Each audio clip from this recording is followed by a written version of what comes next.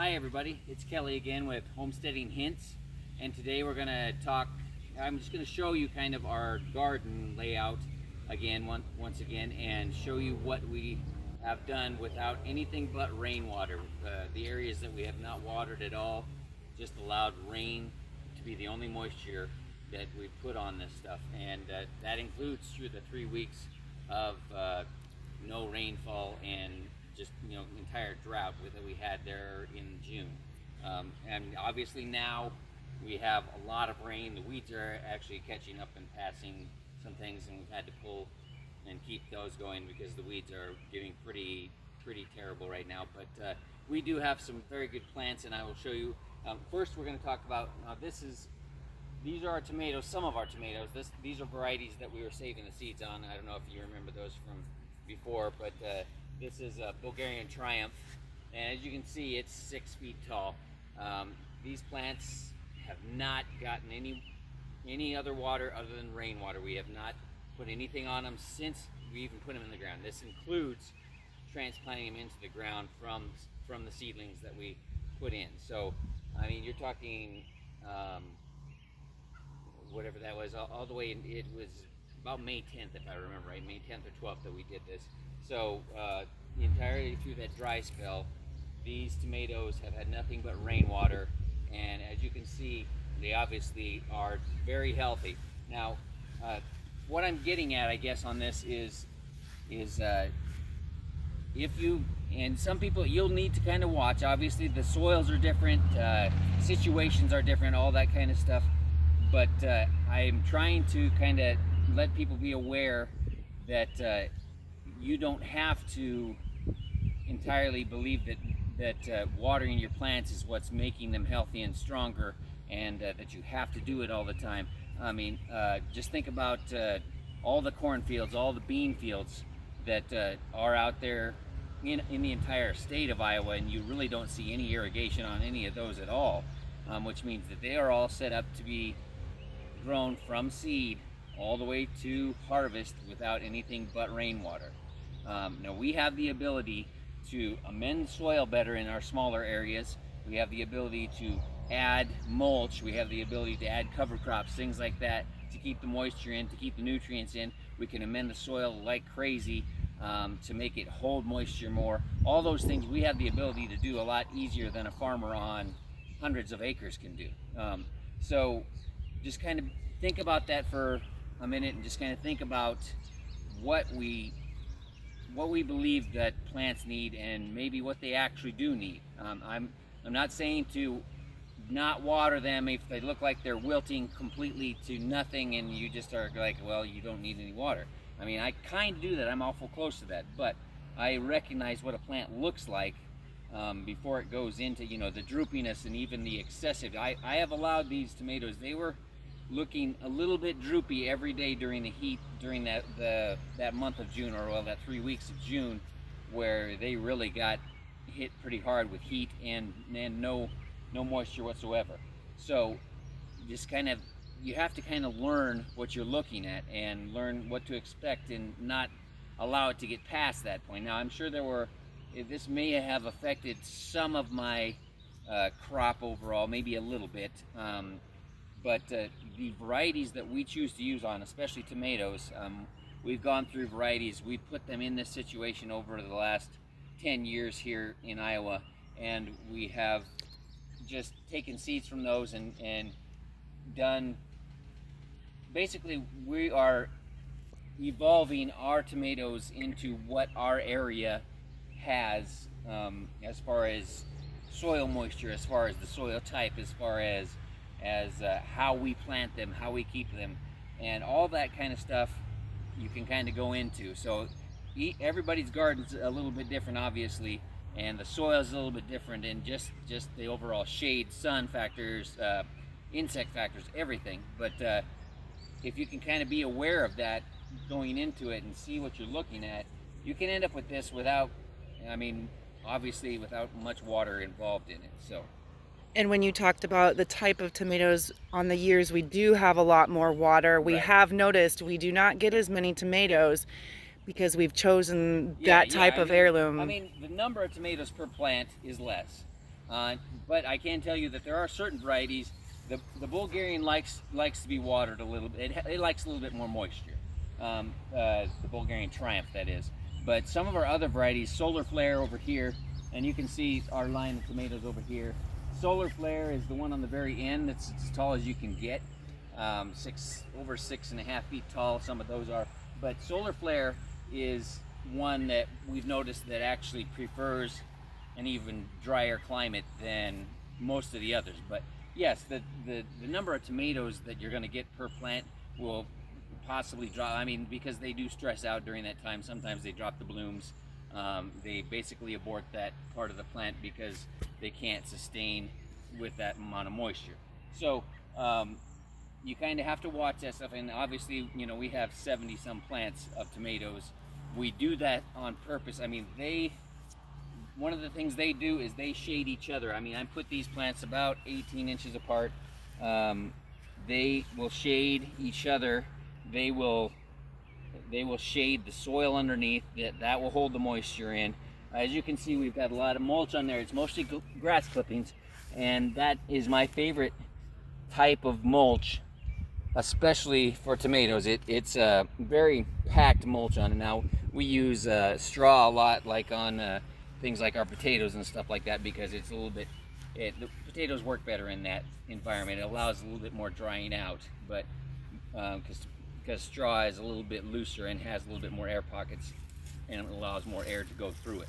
So you kind of end up working with what you have as far as the environment goes. But another thing that we do a lot of is amending the soil and adding to the soil.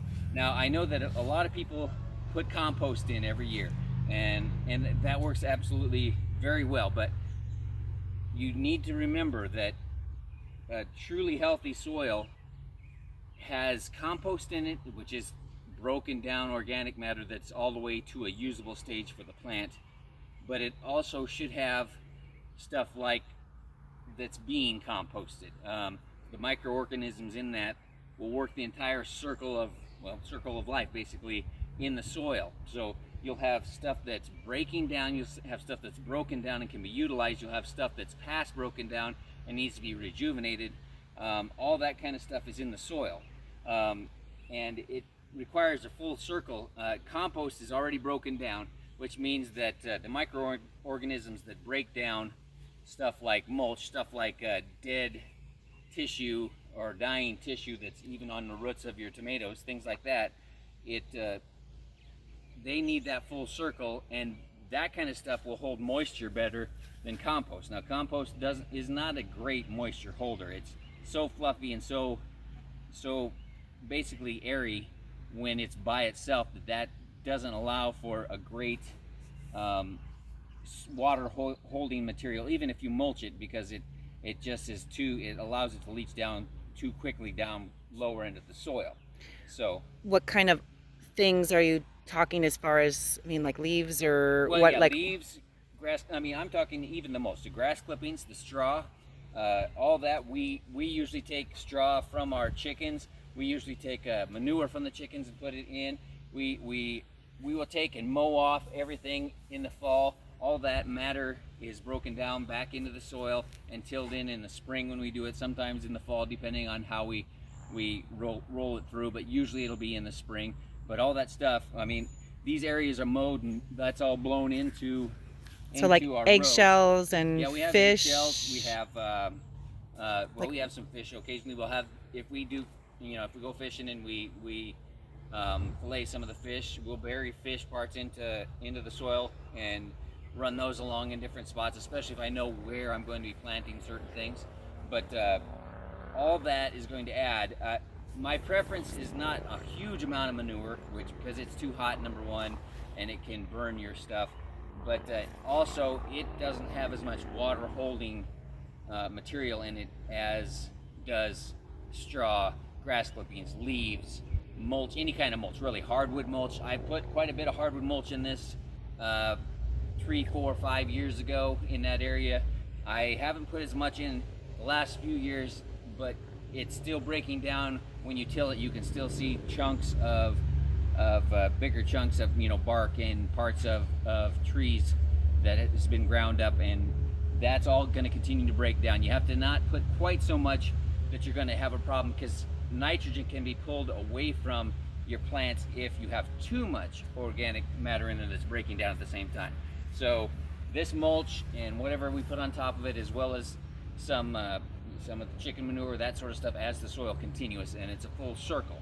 That is what I believe to be one of the most important parts of it. Soil is kind of boring to me, but I understand it's the most necessary part of your entire process in the soil. So yeah. Do you think by strip gardening the way we do, instead of just a big rectangle that's all tilled, helps as well to Absolutely, conserve absolutely. the water? It does conserve. I know it does. The reason for that is that if you have bare soil out here, when it rains, yes, it's going to be muddy. When it dries, though, it gets packed hard. A lot of that evaporates up and in.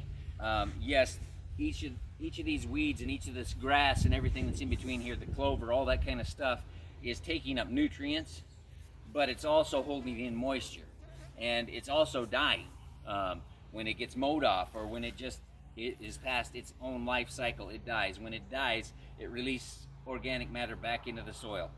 All that can happen. Now see, if these plants right up next to here are all holding moisture and shading that rooty area of these. This is actually castor bean. We got these from Denise at work. She gave us a bunch of seeds, and Denise, you can see how big they are right now, and they're all blooming, and they can grow up to 6 or 7 feet tall. Right now they're about 5.5, but this is just a plant we stuck in here.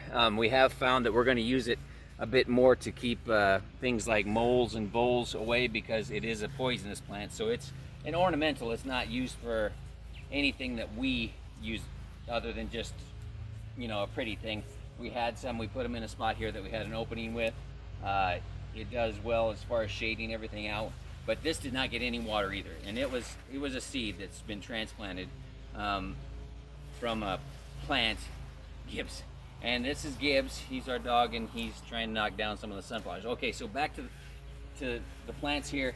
The sunflowers, as you can see, they're probably 7 to 8 feet tall. These are the giant sunflowers. These have not been watered at all, except for by rain. Okay, you can see we mulched it with grass clippings. You can see the areas where it's been shady. I mean, yes, we do have some weeds in there, which that's going to happen unless you're out here for 5 hours a day, which we don't have time for. But these weeds basically got outran by the sunflowers. The sunflowers are way taller than any weeds that are in here. They are way above them. They're shading them out. The weeds are becoming more unhealthy. They can't compete with the sunflower, which then becomes the ruler of this area. And these guys will have big sunflower heads on them, not watered at all except for rain. Okay, so we're just kind of working our way this way. These are the zinnias. This is our zinnia area, and this was all just broadcast seed into a tilled area. These don't have any mulch on them at all, but they are so tightly planted that they are shading each other and keeping that soil more moist. These did not get watered at all. These were started from seed. Like I said, broadcast seed. Yes, we have weeded them a few times, and that's just to keep some of these big weeds from getting over top of the zinnias. But you can see, obviously, that the zinnias are doing just fine and actually very well here. They are kind of our pollinator pullers. As you can see, we have some butterflies in there, those are cabbage butterflies. They're not exactly what we want. They will go ahead and set on cabbage worms and things like that. I will also show you there's a few weeds, and in fact, this is that smart weed that I've been telling everybody. This is where our Japanese beetles have congregated.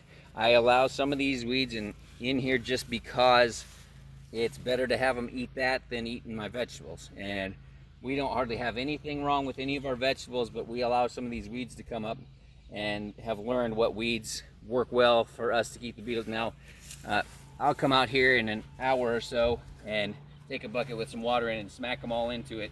They're moving up as the sun comes out, and as it dries, they're moving out and feeding on it. I'll catch most of those, and the chickens will have them this evening. So it works pretty well that way. The smart weed that I allow to go above everything is what they're feeding on. We have a few little areas where the zinnias have gotten chewed on, but that's also a sacrificial plant as well as a pollinator draw. So it works out pretty well for us that way. The nasturtium, another one of those plants. This is nasturtium. The flowers are kind of down in it. These plants are huge. They have not got watered.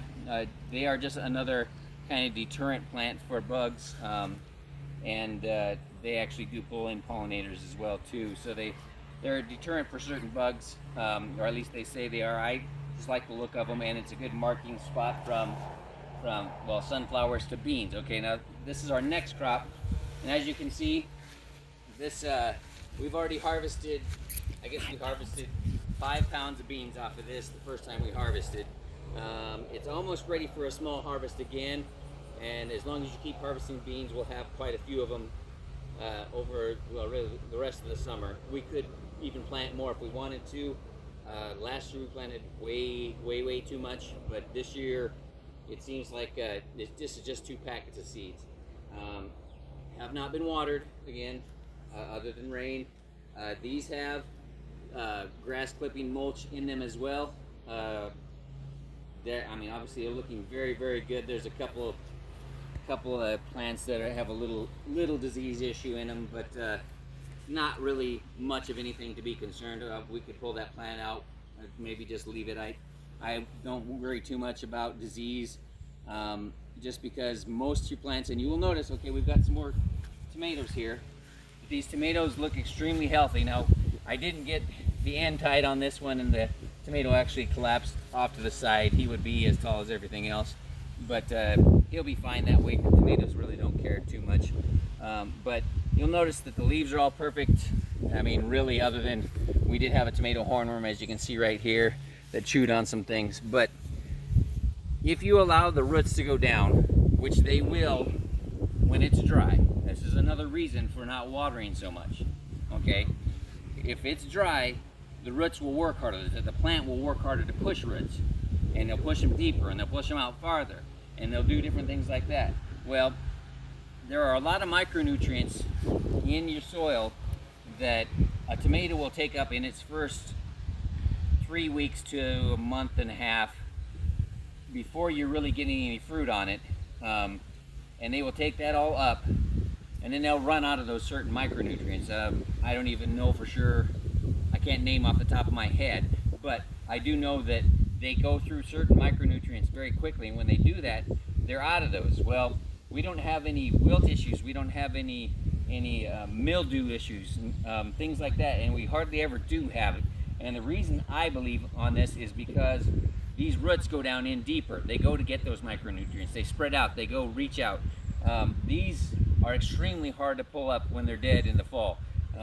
We most of the time have to chop them off because the root system is so thick that you can't pull them out. Now, ones that have been watered that I've helped pull up from other friends or whatever, or even at work, you can pull out the whole plant with ease, and the roots are, like an ice cream bucket is all the farther they go out. Well, they don't have to work to get water. If you don't have to work to get water, they're just going to sit there. They can be semi-healthy and sit there. It's not any real difference than having somebody sitting in a chair and just having you feed them something that's unhealthy but you can live on. That's what these will do. If you make them work for it, they become more healthy because they're working for it. They're reaching out. The roots are reaching out. The plant becomes healthier because it's got a more vast root system. It can find the nutrients it needs, and the plants become more healthy. And I truly believe that is extremely important on what we do and why it works here. I was going to throw in the fact that we also didn't water the peppers. These peppers, these are Jimmy Nardellos, and you can see we have a lot of peppers on them. We wait until they get red, but that's one variety. The other variety is Alma Paprika, which you can see those without even having to go in there. They are thick in there as well. It's been a very good year for peppers. The plants are not huge or anything, but they are throwing out the fruit the way we want them to. And this year must have been fairly ideal for peppers because they've done really well. And this is kind of funny. This is actually a volunteer. This is where we had some of our butternut squash last year, and this one came up in between, and we let it go because the cucumber beetles kind of trashed a lot of our squash. So we let this one go just to see what it was, and it is a little butternut squash. One of our Pennsylvania Dutch crookneck seeds must have come up in here. So this is actually our most healthy plant out of those. I didn't show you the rest of those because we had to water them just because they got chewed on pretty bad, and the cucumber beetles actually, when they chew on a plant, it spreads verticillium wilt, and bacterial wilt actually is what it is, that gets in the whole plant and can really mess it up. And you can see a few leaf chews on it. That could be from squash bugs too, but it could be also from cucumber beetles. So but this one didn't get watered, and it's probably the healthiest one we have. So what were we saying, Liz? Oh, yeah, okay. So anyway, Gibbs is right here. Come here, Gibbs. Come here. You want this?